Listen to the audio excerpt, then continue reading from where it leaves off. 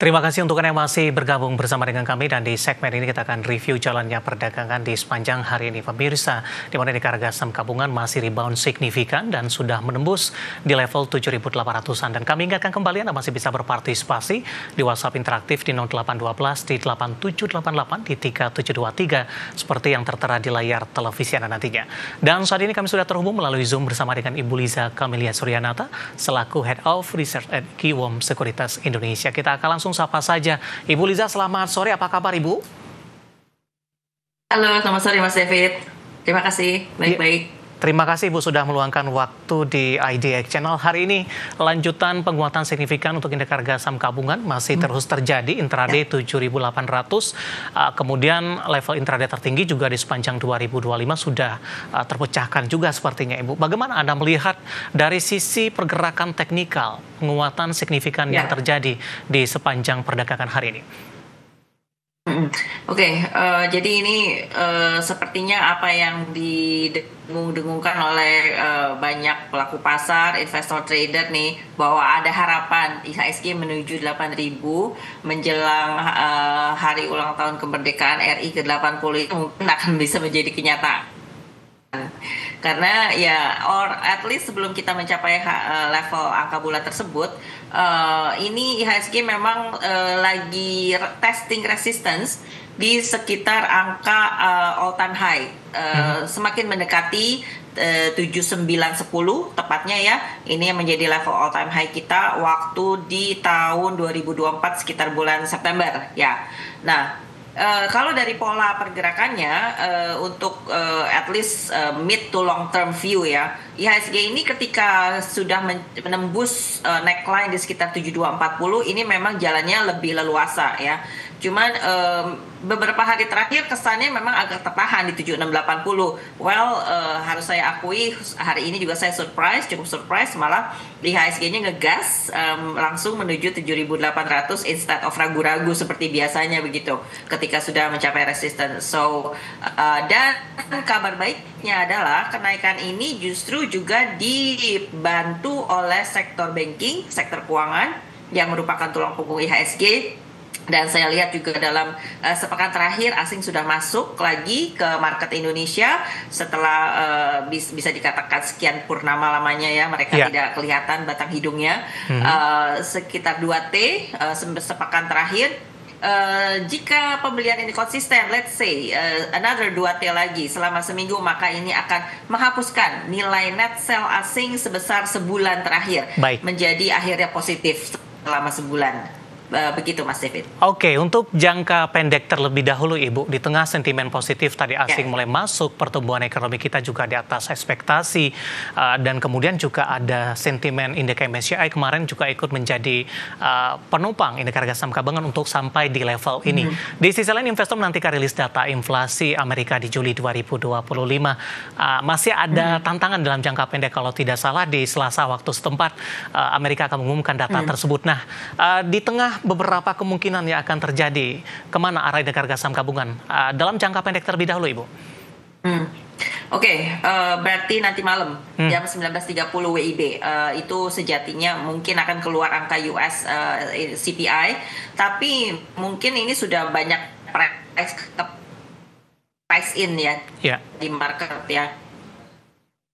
Memang terjadi, mereka akan pemanas CPI-nya begitu. Tapi kalau dilihat dari angka ternyata sudah menunjukkan pelemahan dan probability pemotongan suku bunga The Fed di bulan September juga kayaknya sudah hampir price in, sudah di atas 90%. Dan minggu depan giliran BI rate ya yang akan ditentukan. US dollarnya juga lagi turun nih. Jadi kita cukup stabil di level 16.200-an.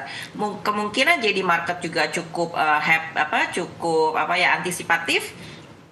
Mungkin minggu depan BI bisa menurunkan suku bunga lagi. Jadi sektor banking hari ini, sektor properti ini menjadi front runner beberapa hari terakhir ini, bisa jadi juga mau memanfaatkan momentum tersebut. Baik, kita ke saham-saham perbankan big cap Ibu yang hari ini menjadi penopang untuk indeks harga saham gabungan tanpa mengecilkan kontribusi dari saham-saham big cap lainnya yang berasal dari sektor yang berbeda. Dan kebetulan juga ada pertanyaan dari Bapak Victor di Malang. Terima kasih sudah berpartisipasi. Selamat sore, sentimen yang buat semua big bank pada naik hari ini apa ya? Tadi sudah Anda jelaskan, asing sudah mulai masuk kembali. Nah, dari keempat big bank di tengah penguatan signifikan hari ini, mana yang paling direkomendasikan, terutama dari sisi teknikal? Oke, BBRI hari ini mengkonfirmasi pola bullish bottom dengan dia menembus level neckline-nya di 3950, kemudian bergerak semakin solid ke atas 4000, itu penting. Jadi sudah boleh mulai masuk dengan target probably ke sekitar 4.000, jarak pendek ya 4.200 atau hopefully bisa balik ke 4.400. Kemudian Bank Mandiri juga sebenarnya sudah dari kemarin sudah mulai agak-agak break resistance, tapi hari ini lebih dipertegas lagi. Untuk target dari Fibonacci retracement 50% setidaknya ada di angka 5.000. Kemudian next adalah di sekitar harga 5.200 atau 5.300. Satu lagi mungkin ya kebanyakan banking kita ya harganya masih pada kebanyakan. Coba kita lihat BRIS ya, BRIS kayaknya juga hari ini baru break dari pola flag-nya. BRIS ke arah 2.900, 3.000 kayaknya ini sudah bisa kita prediksikan. Hopefully bisa ke level tertingginya juga di bulan Februari kemarin di 31.30. Baik.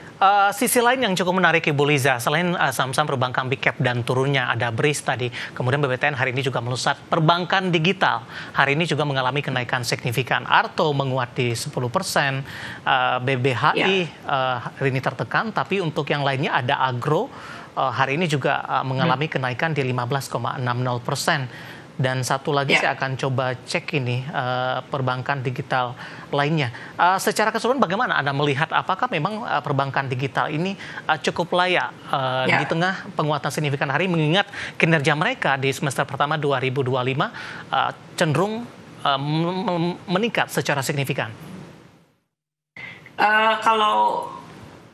Kalau kita bicara performance, sepertinya mungkin ceritanya belum banyak berbeda dengan banking konvensional ya.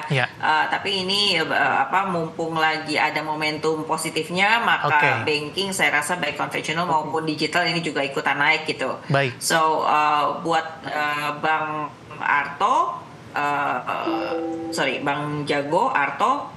Ini mungkin target pertamanya ada di sekitar angka 2.400 dulu ya. Tadi tertinggi memang sudah hampir mencapai itu 2.380. Oke. Nah, next kalau misalkan tembus bisa ke arah 2.800. Baik, Agro Ibu hari ini juga melesat mengikuti BBRI juga mungkin ini?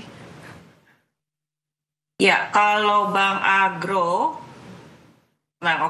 ya melesat ke 250. Ini kalau dari patternnya coba kita lihat next target ada di sekitar memang tertinggi hari ini sekitar berapa itu 254. Nextnya adalah 290 sampai 300. Baik. Saran saya mungkin average up bertahap.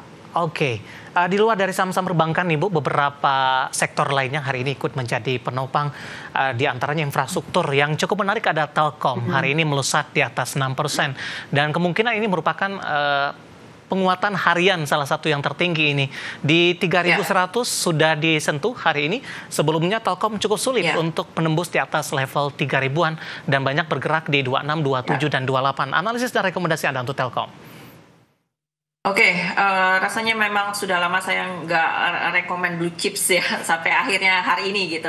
Ketika melihat mereka ini mulai pada bangkit, Telkom untuk resisten alias target terdekat ada di sekitar angka 3.400. Saat ini uptrendnya terlihat cukup stabil di atas MA10. Supportnya ada di sekitar 3.000 sampai 3.040, Mas David. Masih direkomendasikan buy tidak Bu?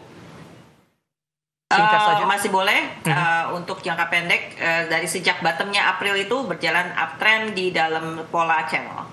Baik, analisis untuk Telkom hari ini melesat di atas 6%, sudah di 3.100-an, dan juga salah satu menjadi penopang utama penguatan indeks harga saham gabungan di sepanjang perdagangan hari ini. Dan lagi-lagi keputusan investasi tetap ada di tangan pemirsa IDX Channel.